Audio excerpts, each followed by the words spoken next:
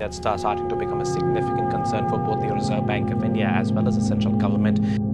With the government having a hard time explaining its policies, people's anger is steadily rising.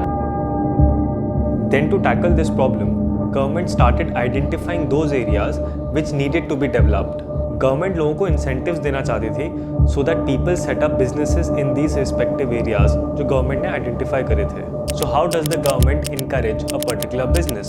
Most common तरीका होता है कि उन businesses के profits को exempt करना from income tax, which is why in incentives को profit based incentives बोला जाता है. But over the time period, government noticed misuse of profit based incentive schemes. तो लोग क्या करते थे? तो अब अगर इस इंसान के दो businesses हैं, so business A है taxable, यानी business A के जो profits होते हैं उनके ऊपर income tax देना पड़ता है, just like any other business, and business B के जो profits हैं वो exempt है from income tax. तो ये इंसान क्या करता था कि बिजनेस ए के जो प्रॉफिट्स हैं with the help of false accounting business A के प्रॉफिट्स वो कम कर देता था एंड डाइवर्ट कर देता था इन बिजनेस बी, एंड वहीं बिजनेस बी के प्रॉफिट्स बढ़ जाते थे.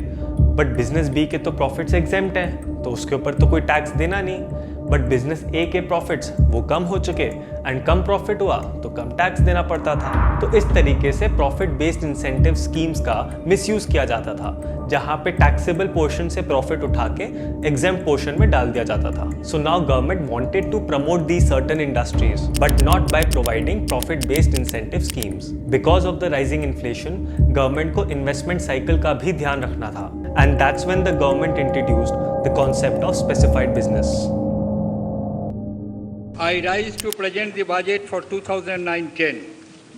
सो गवर्नमेंट ने आइडेंटिफाई करे दोज एरियाज या बिजनेस जो कि बहुत ही इंपॉर्टेंट थे for our Indian economy, and ये बिजनेसेस जो उन्होंने आइडेंटिफाई करे थे उसको एक कैटेगरी में डाला, specified business. Initially government started with 3 businesses, setting up cold chain facility, warehouse for storing agricultural produce and setting up oil and gas pipeline. But this time the incentive was not profit based, rather it was investment based. तो incentive ये था कि specified business category में आप अपने जो capital nature के expenses हैं वो भी प्रॉफिट एंड लॉस में डेबिट कर सकते हो. तो usually profit and loss account में तो सिर्फ रेवेन्यू नेचर के खर्चे आते हैं, राइट? बट स्पेसिफाइड बिजनेस की कैटेगरी में ये सर्टेन बिजनेसेस अपने कैपिटल नेचर के खर्चे भी प्रॉफिट एंड लॉस में डेबिट कर सकते हैं. तो उससे क्या होगा कि एक्सपेंसेस बढ़ जाएंगे, एंड एक्सपेंसेस बढ़ गए इसका मतलब प्रॉफिट कम मतलब टैक्स कम. सो लॉ मेकर्स का ऑब्जेक्टिव ही ये था to encourage people to start investing in these businesses, and जितना वो इन्वेस्ट करते जाएंगे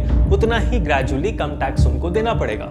And this move actually started encouraging business houses to invest in such industries. So back in 2010, जब Commonwealth Games हुए थे इंडिया में, to promote tourism in the country, government ने उस टाइम पे होटल्स को बनाना, उन्हें मेंटेन करना स्पेसिफाइड बिजनेस कैटेगरी में डाल दिया था, सो दैट लोग इनकरेज हो to build good hotels. And देखते ही देखते with time many businesses started becoming a part of this specified business category.